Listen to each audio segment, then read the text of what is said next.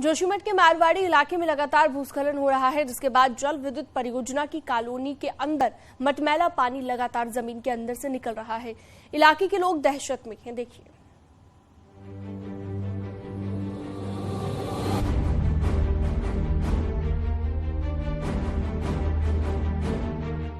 जोशीमठ नगर में पहले जमीन में मोटी मोटी दरारें पड़ने लगी और अब उन दरारों से मटमैला पानी निकलने लगा है, जिसके बाद लोग दहशत में आ गए हैं और आनन फानन में लोगों ने अपने घरों को छोड़ दिया।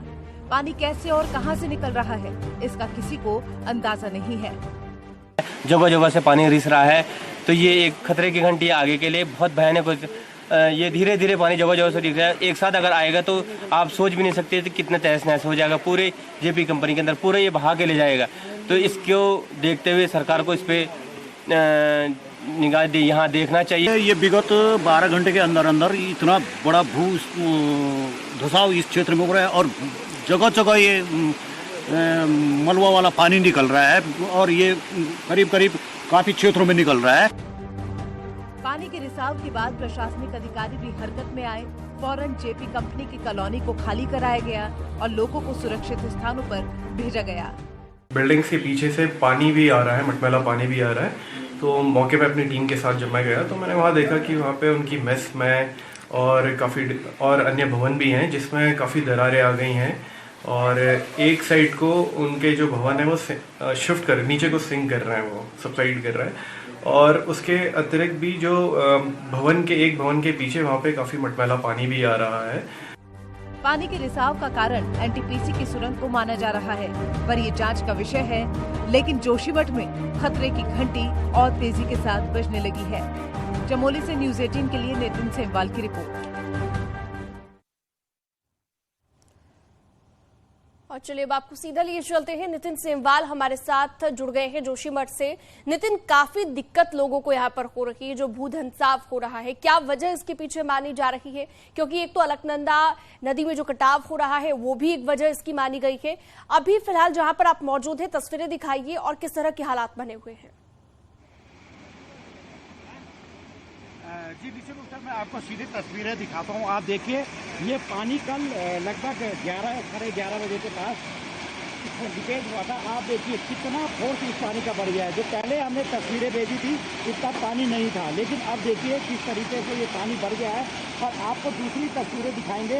ये जेपी कंपनी जो पावर प्रोजेक्ट उसकी तस्वीरें देखिए तरफ आ गई है और वो अपनी दीवार को बनाने का काम उन्होंने हालांकि शुरू कर दिया है। आपको एक और तस्वीरें दिखाएंगे। जो नीचे की तरफ आप देख रहे हैं, बद्रीनाथ राष्ट्रीय राजमार्ग है जिससे गाड़ियां चल रही हैं, वो भी नीचे की तरफ धंस चुका है। तो जो हालात हैं वो लगातार इस समय जोशीमठ के वो बिगड़ते चले जा रहे हैं। कारण कुछ भी हो, जिस तरीके से कल आपदा सचिव ने कहा कि ट्रीटमेंट नहीं हुआ है, जो नाले हैं वो यहाँ पे नहीं बन पाए। इसके अलावा जो अलकनंदा नदी के नीचे का जो तट है वो लगातार खिसक रहा है, उसका ट्रीटमेंट भी नहीं हो पाया। ये कारण उन्होंने कुछ सरकार ने और शासन ने बताए हैं। लेकिन जिस तरीके से अब हालात है जोशीमठ में, तुरंत कोई बड़ी ठोस कार्रवाई करने की यहाँ पे जरूरत है।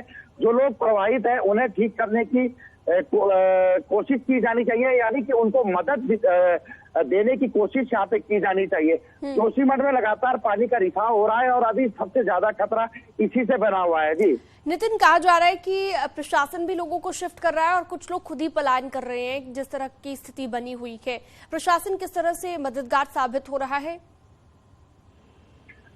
जी यहाँ पे आपको एक चीज बताऊंगा कि पलायन नहीं है।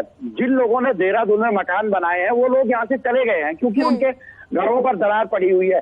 लेकिन जिस तरीके से जो परिवारों को शिफ्ट करने की बात आ रही है वो केवल 10 या 15 नहीं है, लगभग 3000 से अधिक लोग ऐसे हैं जिनका पलायन होना है, जिनको मतलब सुरक्षित स्थान पर पहुंचाना है। अभी लगभग 16 से 17 परिवार ऐसे हैं जिन्हें सुरक्षित स्थान पर रखा गया है, नगर पालिका में रखा गया है। इसके अलावा जो ब्लॉक जोशीमठ है उसमें रखा गया है और अन्य जहां जहां रखा जा सकता है प्रशासन ने वहां पे लिस्ट बनाई है और वहां पे उनको रखा जाएगा। लेकिन अगर हालात बिगड़ते हैं तो एक विकट समस्या आएगी, क्योंकि जनसंख्या 24 से 25 हजार लोगों की है और अगर इस तरीके से लापरवाही हुई या इस समय अनदेखी होती है तो कहीं ना कहीं आने वाले समय में ये भारी पड़ सकती है लोगों के जीवन पर। जी बहुत शुक्रिया नितिन सेमवाल, आपने तस्वीरें भी दिखाई, खबरों को लेकर पूरी अपडेट दी, जानकारी दी। तो 16 परिवार ऐसे हैं नगर पालिका जिन्हें भेजा गया है और परेशानी लगातार बरकरार है। और अब